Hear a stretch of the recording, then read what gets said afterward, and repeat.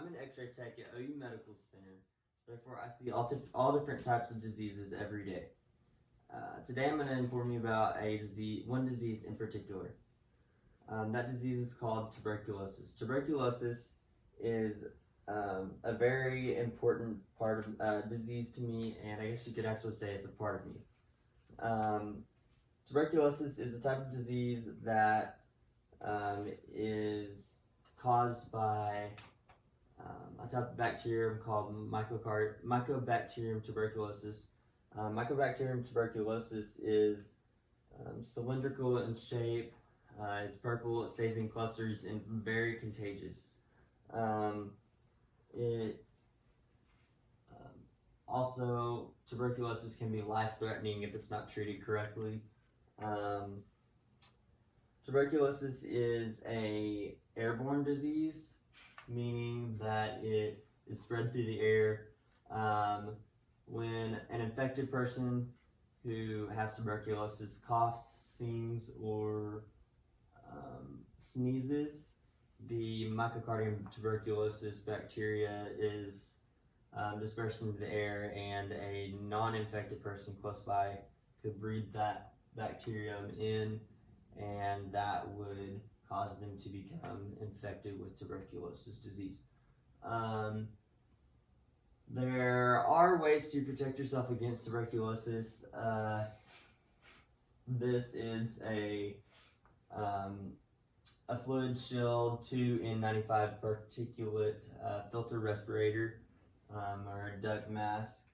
This is also another type of mask that is safe to wear to protect yourself against tuberculosis. This is an airborne precaution sign. This is what we hang on the doors whenever a person is infected by tuberculosis and they're in an isolated room with negative pressure, meaning that the pressure inside the room is more negative than the pressure outside the room, so that the infected air can't get outside the room. Also, to protect yourself against tuberculosis, you have to be clean shaven. Men have to be clean shaven because these masks have to make a airtight seal around your mouth and nose so that you do not breathe in Mycobacterium tuberculosis. There are a couple of ways to find out whether you have tuberculosis.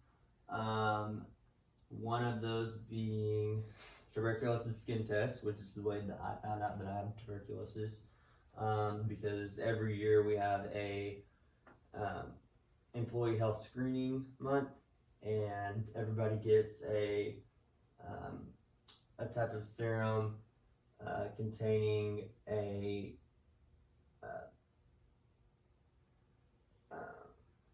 stratagem corneum, and it is injected into the dermis of the skin, and then if you have a allergic reaction to the serum, then you are suspected to be infected with either active TB, being that the Mycobacterium bacteria has hatched and is spreading most commonly in your lungs.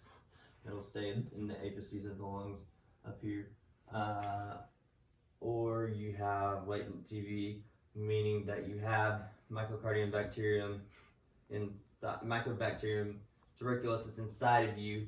It just hasn't hatched and it's not spreading to other parts of your body.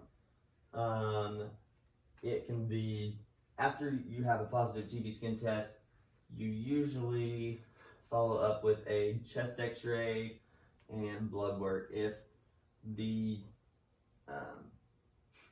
blood work comes back positive, then you have a chest x-ray afterwards to see if you have active or latent TB. Active tuberculosis can be seen on a chest x-ray. This is tuberculosis in the apices of this person's lung.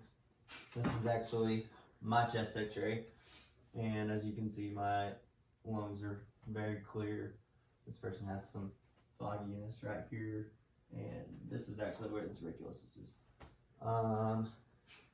Active tuberculosis can be seen on chest x-ray. Latent tuberculosis cannot. Also, if you do have latent or active tuberculosis, either one, you do have to have 6 to 9 months of antibiotics.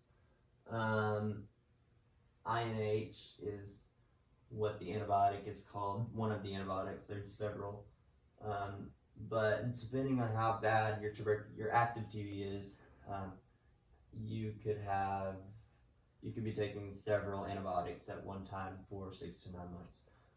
Latent TB, people with latent tuberculosis usually only take one antibiotic, being INH, for a minimum of 6 months and a maximum of 9 months. Or a minimum of 9 months, I'm sorry. So you have to take the entire INH antibiotic within 9 months. For some people, these antibiotics can cause them to be sensitive to the sun, so you definitely want to stay out of the sun and or wear sunscreen. And that is all I have. There's a whole lot more that I could talk about on tuberculosis, but this is just kind of the basics, and I hope that you were informed.